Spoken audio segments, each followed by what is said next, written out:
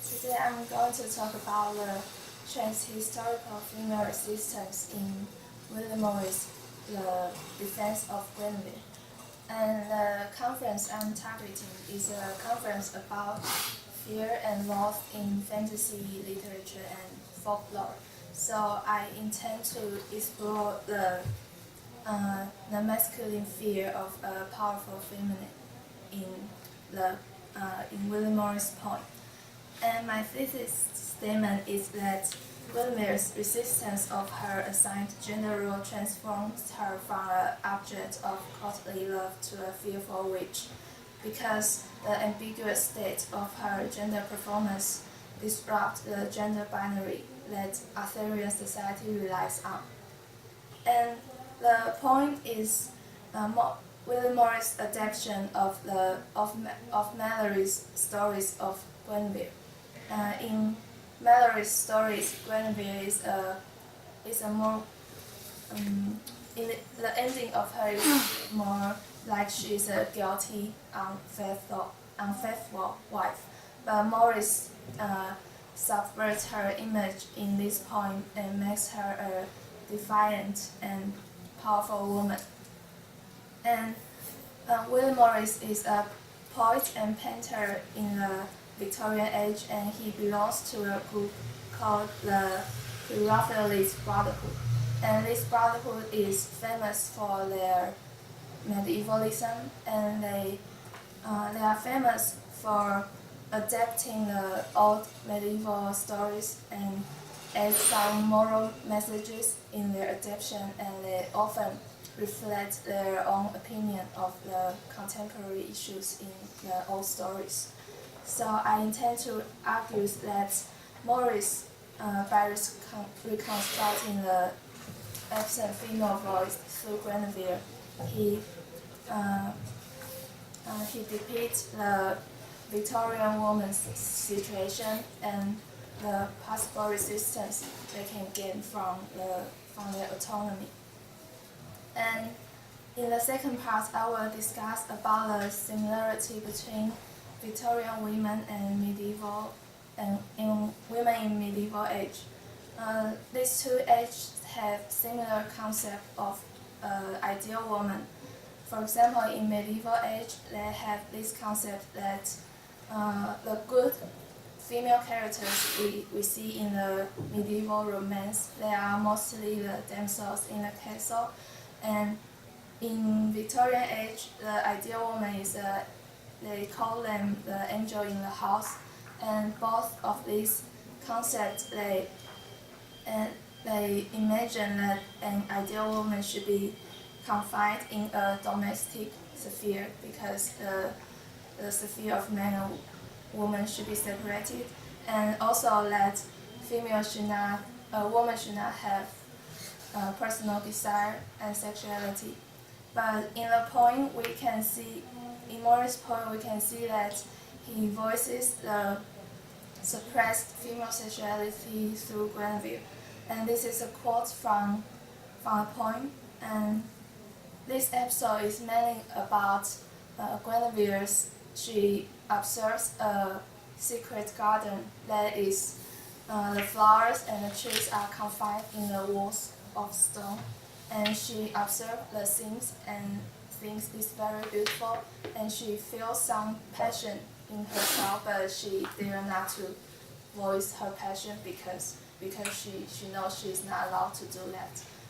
And so we can see the suppression of female sexuality in the poem in this part. And in the next session, I will discuss how Morris reconstructs the absent female voice.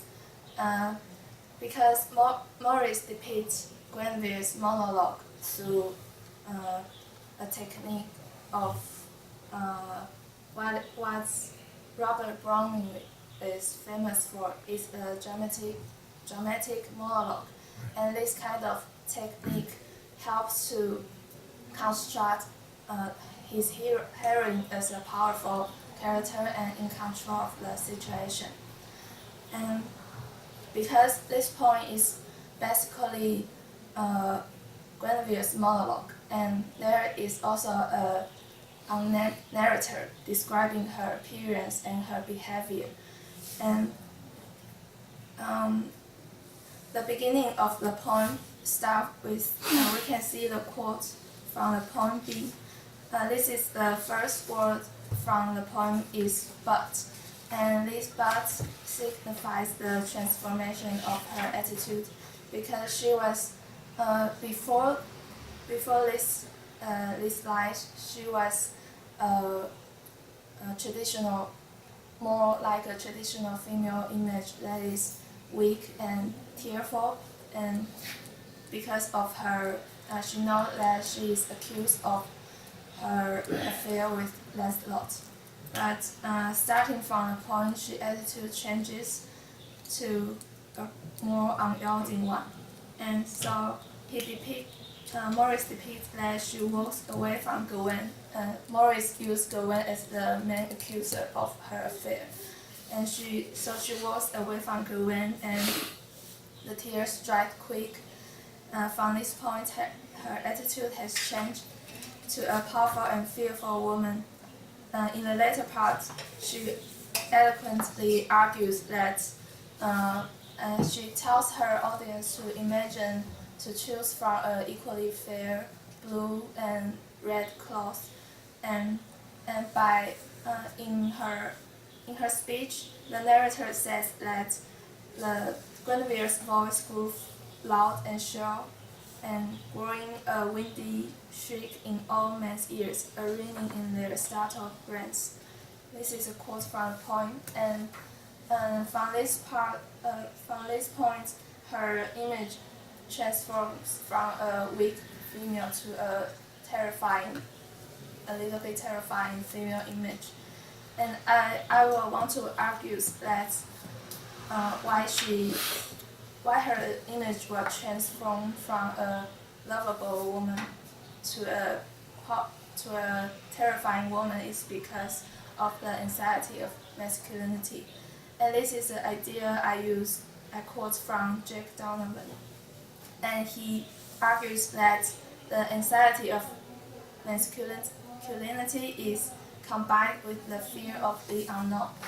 And I want to argue that the powerful feminine that Guenevere exemplified is the unknown thing to the knight, her accusers, because Arthurian tales is based on gender binary, and this kind of binary kind of sets women as weak and mild these female qualities, and men as the powerful and strength, the symbol of powerful and strength. So she exemplifies the powerful feminine that is unfamiliar for the knight, and shakens their identity as the powerful masculine. And in the next session, I will discuss how her image transforms from the traditional Damsel and angel to evil witch and fallen woman. And I will start with a quote from Dorothy Armstrong. She argues that Arthur's court depends on a certain model of gender identity. And this kind of gender identity, as I mentioned before, have a binary of gender definitions. But we also can see that Malory's 15th century and Maurice's 19th century both has the concept of a disobedient woman and woman who their sexuality is exposed. In 15th century, there will be the famous witch hunt, and the witch will be sentenced to be burned as stake, just like because Guenevere will be burned as stake because of her affair with Lancelot. This part of the episode is Malory's invention, is not existing in the previous Arthurian materials. And I will argue that Malory combines his the social circumstances of his age in his materials. And also in Morris 19th century, they have this concept of fallen woman whose sexuality is exposed. But we also see that previously we see that Guenevere suppressed sexuality, and in this part of the poem, we will see that she resists her assigned gender role. She says that by Arthur's great name and his little love, must I give up forever. And she says that because a little word didn't mean at all, and this little, by a little word she means the marriage vow. So she reveals how marriage can be a prison for human, for their natural human emotion. And she refused to be stone cold forever. That is her previous, because previously in the poem she also recollects her memories as a stone cold object-like woman. And so I will argue that her resistance of her gender role disrupt the gender binary, because in the poem we will see that it is very interesting that Morris depicts her as she performs both traditionally feminine qualities and masculine qualities. This is a quote from the poem. She says that this is the words she says to Gawain. She says, "Let not my rusting tears make your swords light." And until this line, she seems to assert a feminine quality and manipulate the traditional feminine weakness to persuade her audience. But in the later part, she also said that so must I dress me to the fight and let God's justice work. And she also said that she will hew down her accusers' proofs. And in the later part of the poem, she also says that she will take some sword to drown her accusers in their blood. And this all indicates that she kind of performed the identity of a brave warrior, strong masculine. Because I will argue that she knows how to behave as a weak feminine to gain sympathy, but she also knows that if she wants to be powerful, she has to be masculine, because masculine signifies power in her society. And I will also apply Judith Butler's the concept of performativity of gender, because she argues that gender is just a performance and people are just actors of their gender, and we can see that in Guenevere's case.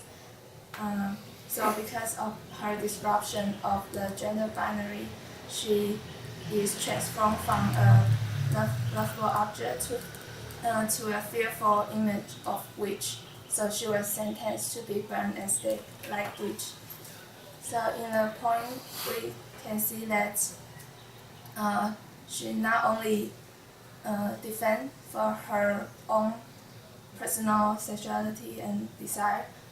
We can see that Morris also depicts the transhistorical female suppression and their possible resistance through Guenevere. And in defending, he kind of says that in his poem, in defending themselves, they can gain a kind of liberation. So this is my presentation. Thank you. Thank you.